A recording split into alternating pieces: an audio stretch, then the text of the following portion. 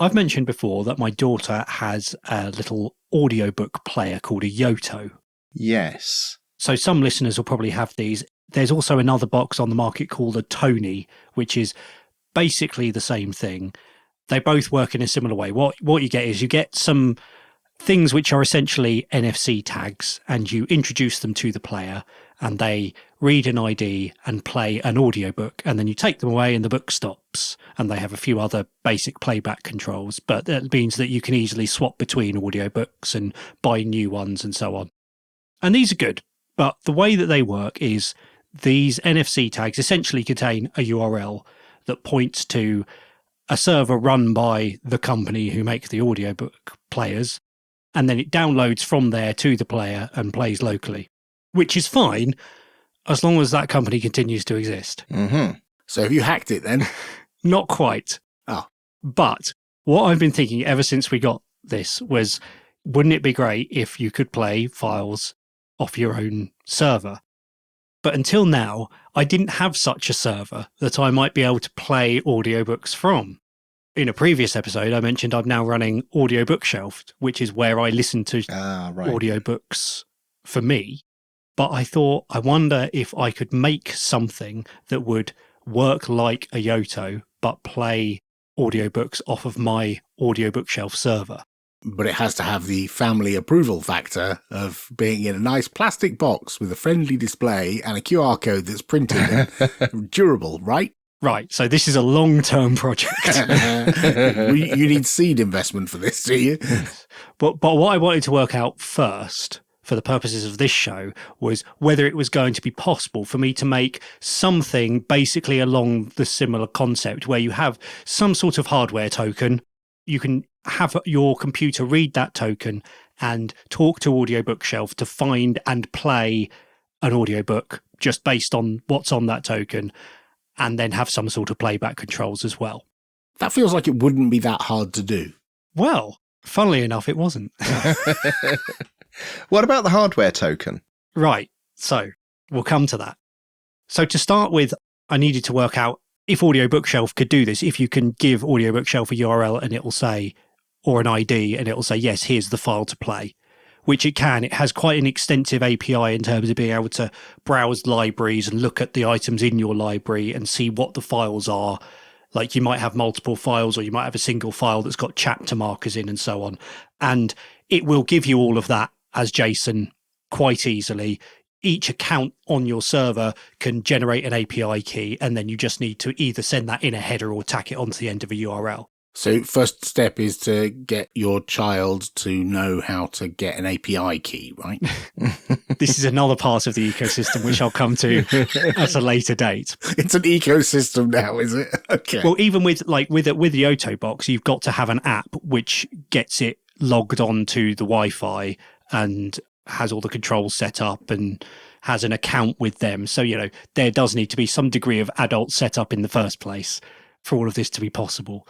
But if you can get the API key and the ID of the book that you want, it is possible to programmatically ask Audio Bookshelf for the file to play. So I started writing some code to see how I might go about this. And I started writing it in Python because I just wanted, quite comfortable writing with Python. And I just wanted to get the basics of, if I've got this URL somewhere, how can I make the requests, and how can I get something to play it in a script, and how can I have some controls for the playback? It turns out that once you've got a URL, it's actually really easy to just play it by using libVLC, which has bindings for Python.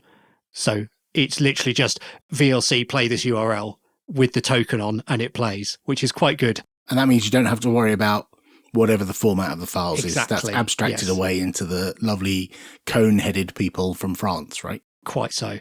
So you've prototyped this using Python and VLC, not the device itself. Yes. So at the moment, I'm just writing the software, which I can then deploy. So whatever the device is going to be running the software. So I'm starting by writing the software that does it, and then I'll work out.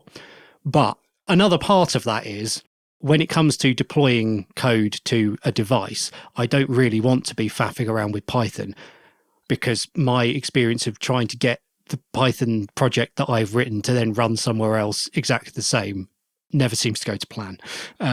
So for that, and for another reason, I actually wanted to write this in Go, which is what I ended up doing. Once I had the basic framework of the application done, I rewrote it in Go. So 2 reasons for that are very easy to deploy because you can spit out a binary for multiple architectures. So if I wanted to run this on an AMD 64 box, I could, but also if I wanted to run it on an ARM box, I could. But the other thing is, I worked out this is going to need to be doing 2 things at least in parallel. It needs to be watching for the hardware token and reading it and seeing if it disappears again. But at the same time, once it's read that and started playing and playback is going, it then needs to watch for the user to input commands to say skip chapter, turn volume up and down or whatever. And I'm sure doing that in Python is possible, but the stuff I found for concurrency in Python isn't designed for that sort of thing. It's designed for doing stuff where you're going to have different threads listening for different things and they're going to be idle at different times. And then when one thing's idle, you want the other thing to be going. Whereas what I want is things going all the time. And Go is very good at that using its Go routines feature. Isn't the media playback controls, is that what you're talking about, listening for? Yes. Isn't that outsourced to VLC now that you've launched VLC with the audio? You haven't launched VLC. You are using libVLC to provide a player. And so then that provides the API for saying skip chapter, skip back. Got it. But you've still got to listen out. You've got to listen for input. Right. Yes. Got it. So this is where I've got to so far.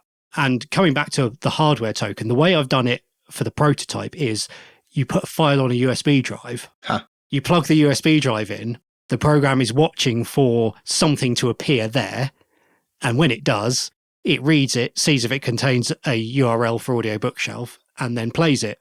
And then while that's going on, it's listening for key presses for, at the moment it's 1, 2, 3, 4, 5, until I actually work out what the controls are going to be, which then lets you control playback. And if you take the USB stick out again while it's playing, it neatly stops and throws away the audio player.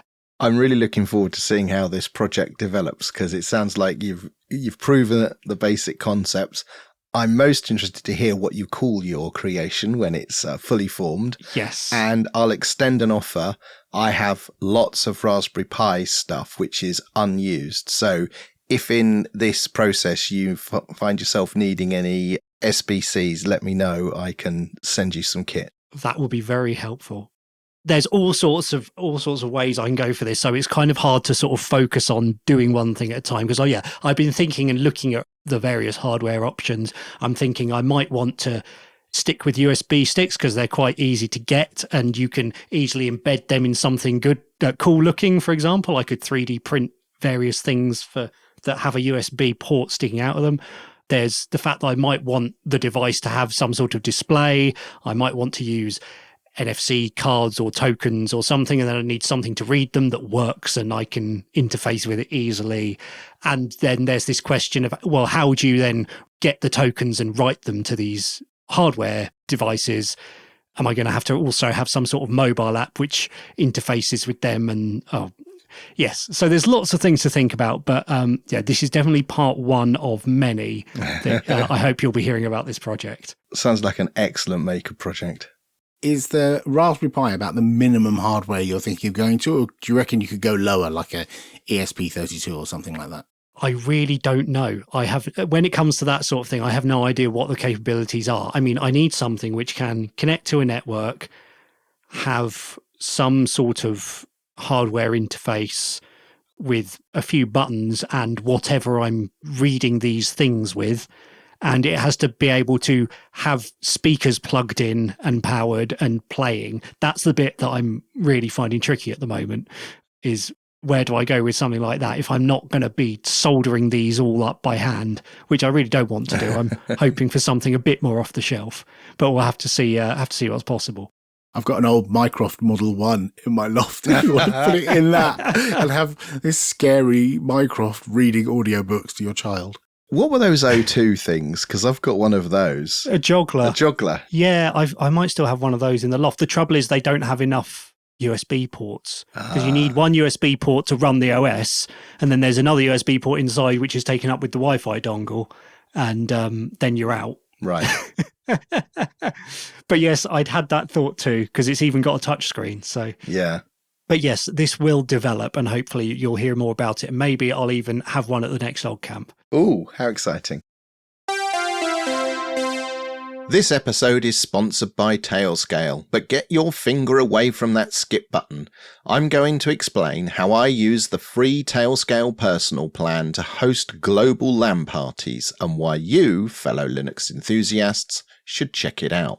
Tailscale effortlessly provides the benefits of WireGuard without the hassle of manually configuring it. My office in town is seamlessly connected to our home LAN using Tailscale subnet routing, which is just a tick box configuration. It made it simple to set up SyncThing for off-site backups without exposing them to the public internet.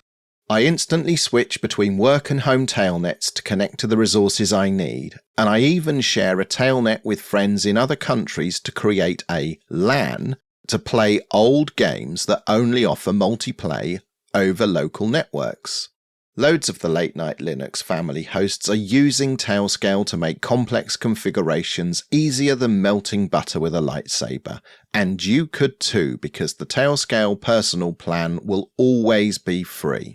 To support the show and become a networking Jedi, try Tailscale for free today. You'll get up to 100 devices and 3 users for free with no credit card required at tailscale.com/Linux Matters. That's tailscale.com/Linux Matters.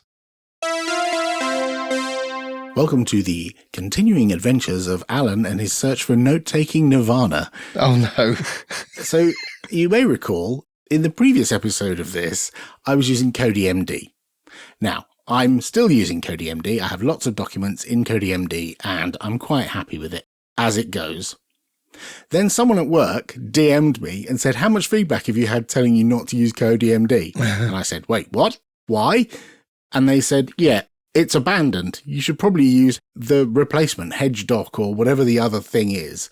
And then they linked me to a historical timeline that's on the webpage for this application. And there's a definite dead end where CodiMD is. And I knew there wasn't a lot of development going on, but that's because I thought it was finished, right? But no, there is another line that continues long past CodiMD to another project. So it looks like I'm going to have to spin up a container or install whatever this other thing is. I think it's HedgeDoc. I think there was some drama in the past. We don't need to go there. So I'm going to have to do that and then migrate all my notes across from CodiMD into HedgeDoc or whatever it is, which is fine. In the meantime, I saw a link go by on the old internet tubes, and it was a link to a French project by a group who call themselves, let me get this right in my proper French, La Suite Numérique, which is a open source group who create a number of web-based applications. And one of them is a docs site, as in multiplayer, multi-editing, Google Docs type of thing. But actually, it's more like a Notion kind of a thing. Oh. Yeah. You may have seen some people discussing it online this week because it did actually get a little bit of, hotness from people all over the place saying that it was an interesting project. And part of the reason why it's interesting is it's government funded in the EU, government organizations who want to use open source software. And this collaborative note-taking tool is one of the outputs of that project. There are other projects they've got as well. Now, I took a look at it and I span up a Docker container. There's instructions in the README. It's pretty straightforward. There's not a lot you have to do, but it makes some assumptions about the environment that weren't the same as the setup that I had. Does it assume you speak French? Well, there's a lot of French, yes, but that's fine because there's also English, German, and Dutch, I think, are the four languages I've seen in the user interface. I did manage to get it spun up on my laptop, actually, on my work laptop, and go to localhost, and sure enough, you're presented with a user interface that's quite familiar. You can type Markdown directly in using all the normal key presses you would use, like backticks and hashes, and you can do code blocks and all the stuff you'd expect to in Markdown. But there's this command key, you press /, and then that brings up a little menu, and it's quite pretty. It's React, and it's adaptive, so that if you shrink the window, it goes to a narrow, like mobile phone style of user interface. It's quite pretty, quite nice. However, when I was running it, I noticed that there were some things that I couldn't do that I know that I would really want, like being able to just paste in and copy out Markdown. And there are some limitations in how you copy information in and out at the moment. And there are open bugs. It's an open source project, so people can get involved, but it's not quite there yet enough for me. So really, I'm not saying I'm switching to this thing. I'm saying I'm keeping an eye on this thing because it does look interesting. And I'll put a link in the show notes. You might want to have a play with it. You might want to get involved in development. It's a bit of Django. There's some React in there. It's all open source, and it's quite cool and quite straightforward to get up and running. Yeah, one of the things that got my attention about this is it's, as well as Notion, it describes itself as an alternative to Outline, which is what we have recently started using at work for our documentation. Ah, I don't know what Outline is. no, me either. Well, it's a documentation tool. It's like a tool for having a suite of documentation written in Markdown. So you have a web interface, you have an index down the side, like a tree structure, and you can put sort of wiki-like documents in and edit them collaboratively, and it sort of renders it. It doesn't have like a separate editing and viewing view. It just, you edit in Markdown sort of within the page, and it all looks very nice. And it's quite slick, like a lot slicker than the previous wikis and ways of doing things we had before. Because we had, I think we might have had a media wiki before, and we had GitLab wikis, which are all a bit fine for the people who are the programmers amongst us, but we're a multidisciplinary company, and Outline is much more friendly to people who don't really care what Markdown is and want to document a process really well, for example. Yeah, so I'm going to keep an eye on this thing. I might update the repo locally and spin it up now and then and keep an eye on the issues that I care about. But I don't think I'm going to switch to this as my doc. I'm still going to have a go at installing HedgeDoc and migrate all my stuff from CodeMD. What are you using for note-taking, Mark? I'm still on Joplin. Yes, and I'm on Joplin following your advice. Give him time. Give him time. I refuse. I will not do it. Linux Matters is part of the Late Night Linux family. If you enjoy this show, then please consider supporting us and the rest of the Late Night Linux team using the PayPal or Patreon links you can find at linuxmatters.sh/support. For $5 a month on Patreon, you can enjoy an ad-free feed of our show. Or, for $10, get access to all the Late Night Linux shows ad-free. We love to get your feedback via email, show@linuxmatters.sh, or you can chat with us and other listeners in our Telegram group. All the details are available at linuxmatters.sh/contact. I have upgraded our home network to multi-gigabit Ethernet. I think I get away with saying Ethernet. Is this why you're never in the office anymore? Because all your fast internets are at home? There is a little bit of that going on, yes. It's difficult to drag yourself away. So my office is upstairs in the farthest point from where the internet ISP router is in the downstairs of the house. And we don't have Ethernet running through the walls of the house like Mark has. So I rely exclusively on Wi-Fi to get internet access from my office to the router downstairs and then out to the internet. And we have a 1 gig fiber plan with Virgin. But up here in the internet, on a good day with a following wind, I get about 200 megabits, and this has been making me sad for some time. And I did actually consider having a Cat7 cable run around the outside of the house and all of that jazz, and up here and drill through the wall to bring an Ethernet cable up to the office so that I had a wired connection down to the router in the front room. You're not going to just like dangle a cable out the window or throw one down the stairs and have it go nail it to the wall. It's like the good old days. Yeah. That good old days cable still exists. I still have it. That was the one I used to throw out of the window next to me here onto the patio and then go and sit in the shade that was cast by our neighbour's trees at the bottom of the garden. And on a hot day, go and sit in the shade with my laptop with this 30-metre Ethernet cable. Yeah, pre-Wi-Fi. So I'd considered the round the house, and I'm not going to be getting up and down ladders these days. I refuse to do it. So it was going to cost a few £100s to have somebody come and like drill holes in bits of the house. And also I didn't want to risk puncturing plumbing, tubes. What? Tubes? Plumbing pipes in the walls of the house. No, it's the internet that's in tubes. Yes. It's the internet that's in tubes. Tubes, pipes, it's all the same. It's Ethernet for water. Because I have a track record of picking up drills and drilling directly into water mains. But because that was going to cost a bit, it kind of put me off. And it was a faff to organise. So time passes and Wi-Fi 7, the standards are being ratified. And I thought, well, that sounds like it could be the thing, because there's all of this talk about these astonishing speeds that Wi-Fi 7 is capable of. And I think that they must have got the certifications in place, the radio certifications in place in parts of the world before the UK, because I started seeing reviews for some of this equipment, and sure enough, the speeds looked astonishing. And late last year, late 2024, I think all of this got ratified and agreed over here.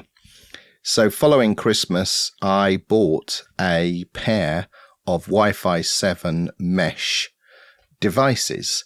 And I'm here to tell you the hype is real. Are these TP-Link Deco things?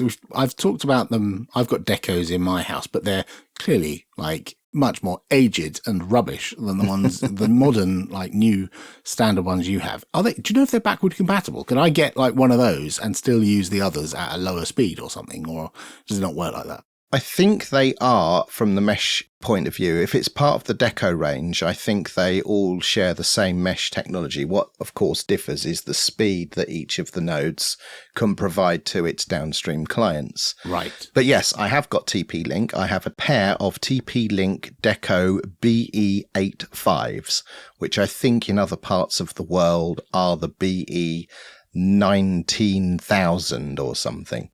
And I'll warn you now, they are expensive, and I would recommend that TP-Link have a refurbish program.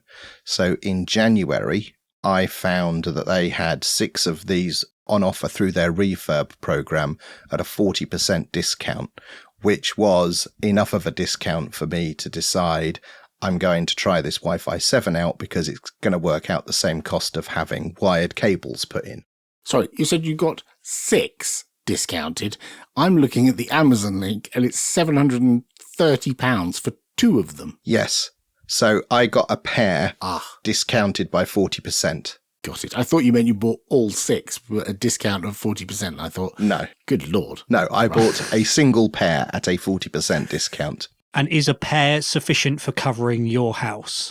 Yes, it is. And I really wondered whether that was going to be the case or not. And yes, it definitely is. And I think it would cover a larger space. Their marketing certainly suggests it would cover a larger house than ours. Right. And so is one wired in to your router, and then the other one does mesh networking with that one to give you better coverage elsewhere? Yeah. So I have a box of tricks provided by Virgin, which is the internet, and the Deco is plugged into that. And so the Deco gets its upstream connection to the internet from the fiber box. And then the Deco, there's one in the front room, which is where the internet router is. And then the other Deco is here in the office next to me. And they automagically talk to one another when you turn them on and establish a backhaul connection. And I think these ones I've got are either tri-band or quad band. And what that means is they have a dedicated wireless backhaul frequency just for communicating with one another that is separate from handling all of the rest of the devices. And this is where they get seriously good, because over that wireless backhaul, so I need to explain, my workstation up here is now connected via Ethernet to an Ethernet switch. I'll talk about the Ethernet switch in a moment because that was a bargain. And that Ethernet switch, it also has a connection to the deco up here. So my workstation is wired to the switch and then connected to the deco, and the deco provides wireless backhaul downstairs. And I put a small box downstairs, an old NUC, and I ran iPerf 3 from up here to down there. And it pushes a touch over 3.2 gigabits over that wireless backhaul. Okay. And yes, I was very, very happy with that. I was more happy with the fact that I get the full beans 1 gigabit internet up here now over that wireless backhaul as well. So I was absolutely delighted that it worked as well as it did, because I couldn't believe it was going to be this good. Like, I'd watched the reviews and everyone's hyping it up. And I was like, I don't know what their test conditions are. For all I know, these things are 3 feet apart.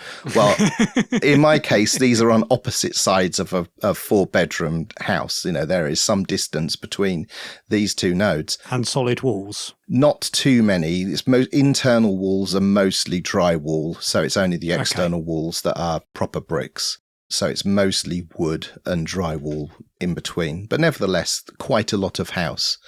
So I was super impressed with this. And the find that I made was, I thought I wanted to get the home server on to the switch to serve the home over this wireless network.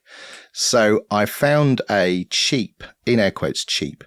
It's a no brand 2.5 gigabit 9-port managed switch, and it's made by a company called Yaun-Li, and it's the Yaun-Li 9-port.